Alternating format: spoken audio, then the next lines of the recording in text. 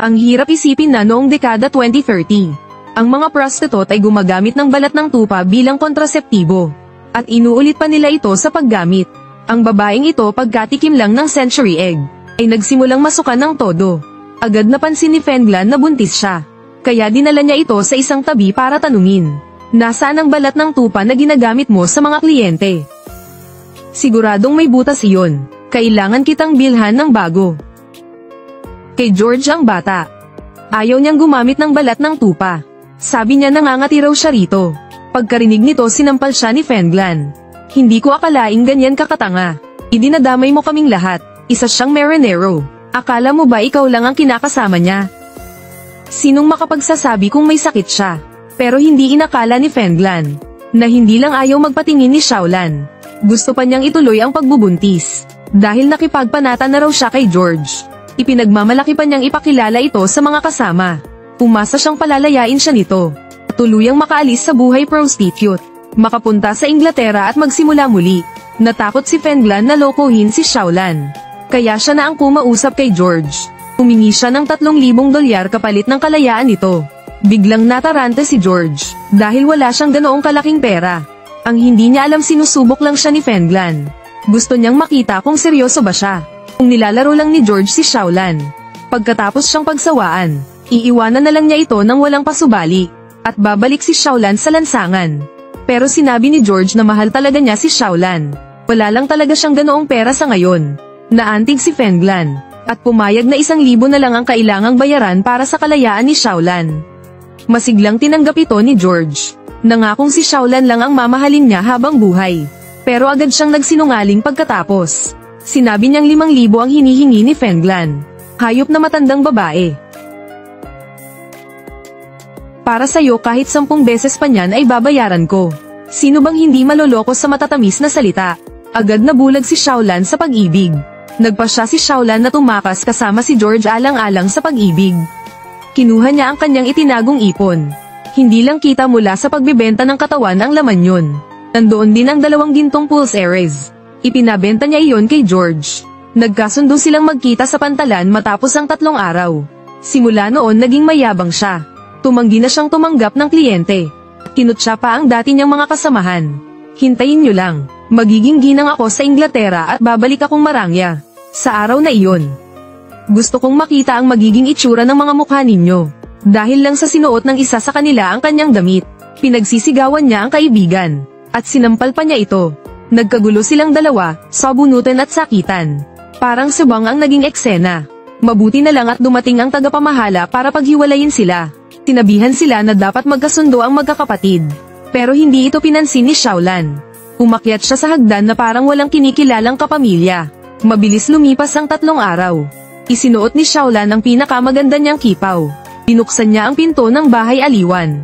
Tatanggo siya sa pantalan upang tumakas kasama si George. Nang mabalitaan ni Fenglan ang pag-alis ni Shaolan, nag-alala siya kaya lumabas sa ulan para hanapin siya. Sa tulong ng hepe ng pulisya nakarating sila sa pantalan. Doon nila nakita si Shaolan basang-basa sa ulan. Lumabas na hindi samipot si George. Sa sandaling iyon tuluyang gumuho ang pangarap ni Shaolan maging ginang sa Inglaterra. Ang nanatiling kasama niya ay ang mga kasamahang hinamak-hamak niya noon. Bumalik si Shaolan sa bahay aliwan na tila wala ng pag-asa. At mula sa hepe ng pulisya nalaman niya ang totoo. Toong araw ding umalis si George sa bahay aliwan. Bumili na ito ng tiket pa uwi sa Inglaterra. Tinangay ang pera ni Shaolan at tuluyang lumayas. Baka nga sa ngayon, ginagastos na niya iyon sa ibang babae. Doon lang natauhan si Shaolan. Lahat ng nangyari ay kathang-isip lang niya. Si George ay isang ganap na manloloko. Simula noon nagtanim siya ng matinding galit sa puso. Nagpasya siya kahit anong mangyari. Babayaran ni George ang ginawa niya. Isang batang babae na 8 taong gulang lang. Pilit gustong pakasalan ng isang 68 anyos na matandang lalaki. Huwag kang mag-alala. Alam ko na kung paano humiga at ibuka ang aking mga binti. Anong sabi mo? Napanganga si Fenglan sa sinabi ni Xiaohua. Dahil kahapon lang, si Xiaohua ay isang masoner ang katulong. Walang matirhan siya ay kinupkop ng bahay aliwan. Tiniis niya ang paninigaw ng mga prostitute. Bagaman mababa ang kanyang pinagmulan. Binili siya ni Fenglan sa halagang $200. Ngunit kailanmay hindi siya itinuring bilang alipin. Sa halip tinuruan pa siya ni Fenglan na magbasa at magsulat. upang sa paglaki niya ay hindi siya maging prostitute, kundi magkaroon ng mas mabuting kinabukasan. Hanggang sa dumating kahapon si Ginang Lin. Sa unang tingin pa lang napansin na niya si Xiaohua na nag-aalok ng tsaa. At agad niyang sinabi ang kanyang pakay. Gusto kong bumili ng isang birhen. Sabi ng doktor ni Ginoong Lin kailangan niya ng sariwang lakas sa katawan. At isang batang birhen ang pinakapabagay para doon, hindi ba? Pinili ni Ginang Lin ang 8 taong gulang na si Xiaohua para magsilbing pampaswerte kay Ginoong Lin. Nag-alok siya ng 10,000 dolyar. Ngunit mariing tumanggi si Fenglan. Dahil kailanman ay hindi niya itinuring ang mga babae bilang ari-arian. Ang pagpapatakbo niya ng bahay aliwan ay upang bigyan sila ng matutuluyan sa magulong panahon. Pero hindi basta sisuko si Ginang Lin. Alihim niyang kinausap si Xiaohua. Sabi niya sa ganda ni Xiaohua, hindi siya dapat nagsasayang ng buhay sa isang bahay aliwan. Pangako niya kapag pumayag siyang pakasalan si Ginoong Lin, mamumuhay siya sa yaman at karangyaan. Nabighani si Xiaohua at bigla na lang nawala. Nang mapansin ni Fenglan ang pagkawala ni Xiaohua, agad niyang pinaghinalaan si Ginang Lin. Kaya't isinama niya ang mga pulis sa bahay nito. Akala niya ay sapilitang dinukot si Xiaohua. Pero laking gulat niya nang sabihin ni Xiaohua, gusto kong maging kinakasama ni Ginoong Lin. Para makaranas din ako ng marangya at masaganang buhay. At para hindi ko na kailangang maglingkod araw-gabi sa mga prostitute. Akala ni Fenglan ay nalinlang ang bata. Hindi niya alam na si Ginoong Lin ay 68 anyos na. Kaya niyaya niya si Xiaohua na mag-usap ng sarilinan. Sinubukan niyang ilayo ito sa tukso ng kayamanan at bahay. Sapagkat sa mundong ito sarili lang ang mapagkakatiwalaan. Ang kagandahan ay panandalian at madaling mawala. Kung susundin lang niya ang plano ni Fenglan. Darating din ang panahon ng yaman at karangyaan. Pero hindi pa man natatapos si Fenglan sa pagsasalita. Biglang pinutol ng batang babae ang kanyang pagsasalita. Dapat tinanggap mo na lang ang pera ni Ginang Lin noon. Huwag ka nang magsayang ng oras. Napanganga si Fenglan sa narinig. Parang ibang tao na si Xiaohua. Pero ang susunod niyang sinabi ay mas nakakagulat. Pagkalagpas ng 7 taong gulang ilang beses na akong nagkunwaring birhen. Sinisigurado kong may dugo sa kama para maniwala sila.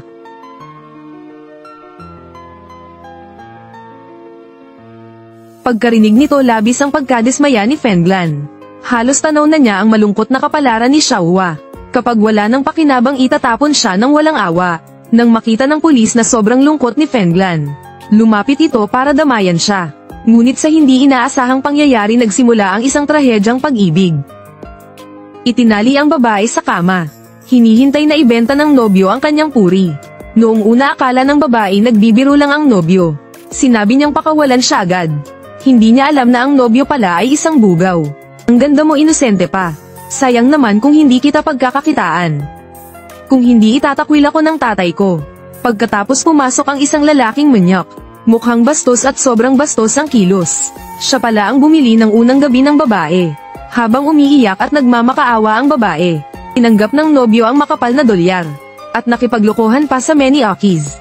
Huwag mong kalimutang ibahagi sa tatay ko ang maganda mong karanasan. Nagtawa ng malaswa ang lalaki. At lumapit sa babae. Isinara ng nobyo ang pinto na tila walang puso. At sinabing pagbutihan niya ang serbisyo. Nanghina ang babae sa takot. Sa gitna ng hagulgol at pagsigaw, pinagsamantalahan siya ng lalaki. Sa sumunod na sandali nagising si Fenglan mula sa bangungot. Matagal bago siya nakabawi at huminga ng maluwag. Dahil ang lahat ng nakita niya ay hindi lang panaginip, kundi bahagi ng kanyang nakaraan. Noong araw isa siyang ginang mula sa mayamang angkan.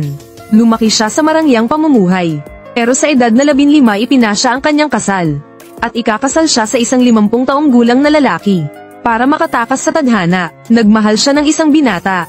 At palihim silang nangakong magpakailanman. Ang lalaking iyon ay si Itao. Pero hindi niya inakala na ang pinangarap niyang pag-ibig ang magiging simula ng kanyang bangungot. Ibinenta siya mismo ng kanyang nobyo sa bahay aliwan.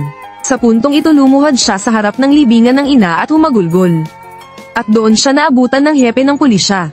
Matagal nang pinaslang si Itao at pinagputol-putol ang katawan. Pinaghihinalaan ng hepe na si Fenglan ang may gawa.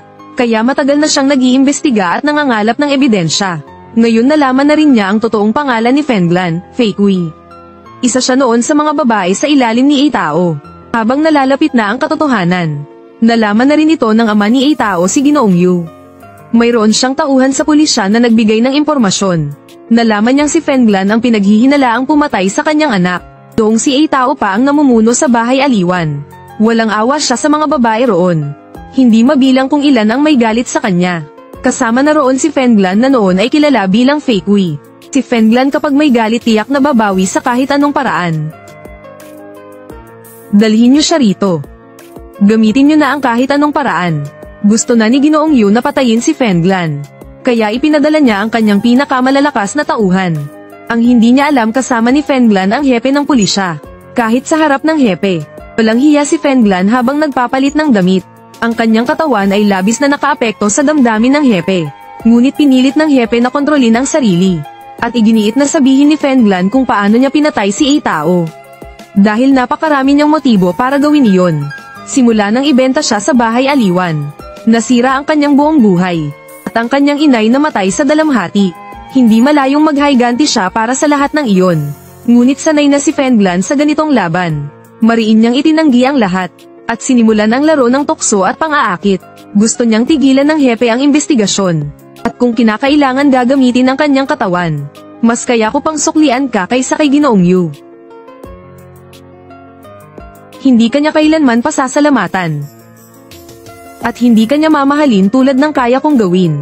Ngunit biglang bumaliktad ang sitwasyon. Pinatungan siya ng hepe ng pulisya. Dahil kahit pilit niyang pinipigil. Nahulog na rin ang loob niya kay Fenglan. Ngunit bago pa man sila lumampas sa hangganan. Sumugod ang mga tauhan ni Ginoong Yu. Wala silang takot kahit pa may pulis. At iginiit na isama si Fenglan. Alinman sa tungkulin bilang alagad ng batas. O damdaming hindi na niya kayang itanggi. Agad na lumaban ang hepe sa mga tauhan. Kahit mahusay sa santukan ang hepe, hindi pa rin sapat ang 2 kamao laban sa 4 na kamay.